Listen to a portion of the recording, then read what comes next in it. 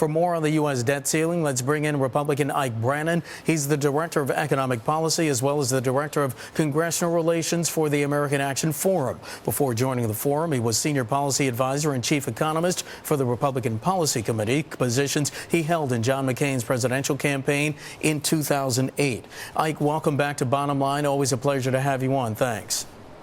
Thanks for having me on.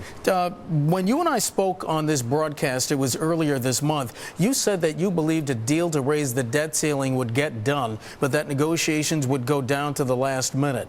Has your scenario changed at all?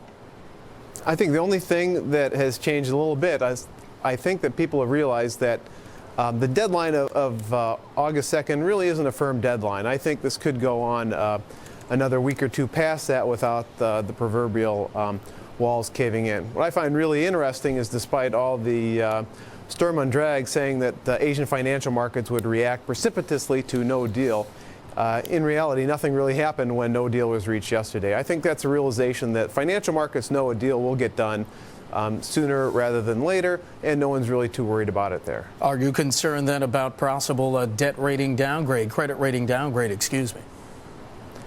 Not at all. I don't think this is going to affect investors' attitude towards the United States at all.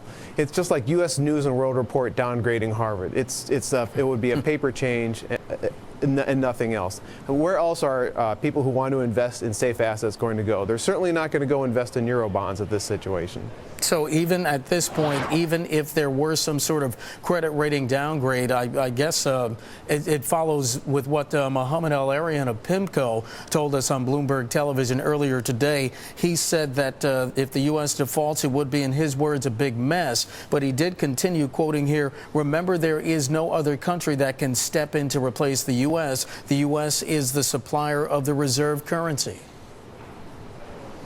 So I think that's right. We are the reserve currency, and if we do go past the deadline, I expect Treasury to announce that they figured out yet new ways to go past the August 2nd deadline. And in fact, there's been on the log page Zero Hedge, they just announced that they think there already are signals that there are going to be new ways to broach the August 2nd deadline.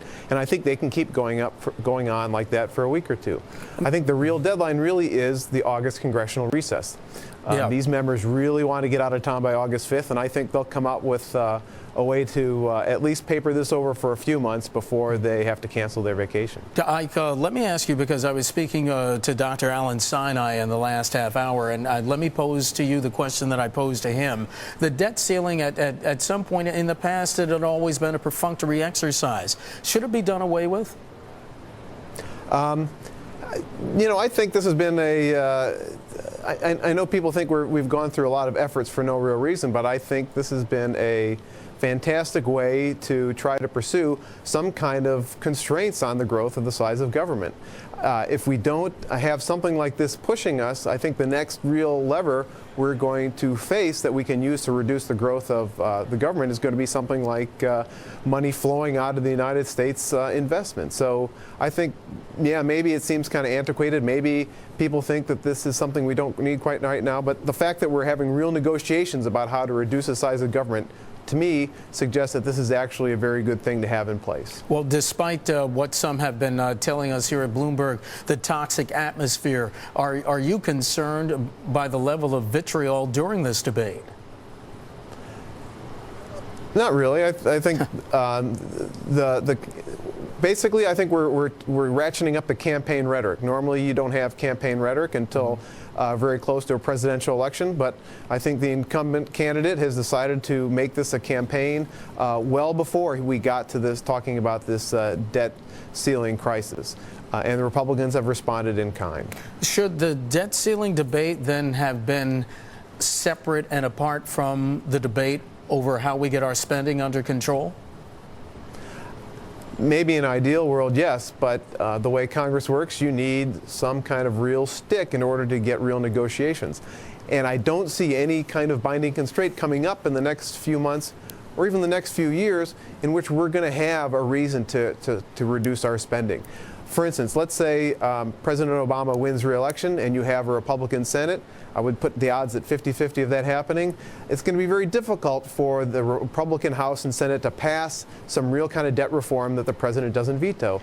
And likewise, if the Republicans manage to take over the White House, the Democrats will still either have, if they don't have the Senate, they'll have 47 or 48 seats, I suspect. And in that case, I think it will be very, very difficult as well for something to get through Congress that represents real reform. Well, Ike, as you know, the president wanted a plan that would at least put this issue to rest through the next presidential campaign through 2013. But then we've been hearing word that the Speaker of the House, John Boehner, has a two-phase debt ceiling proposal. But there are concerns in Washington that that could force a replay of what we're going through right now. Would it not be better just to deal with this in the long term as opposed to a short-term solution?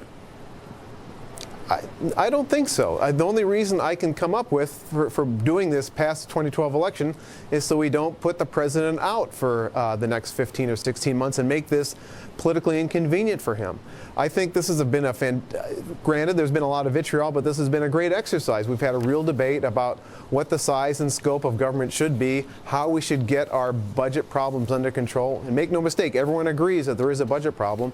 And I think if in the next year we can have another debate along the same lines, a more serious debate that really includes looking at the entitlement problem, then I think it's worth it to have a two-stage process here.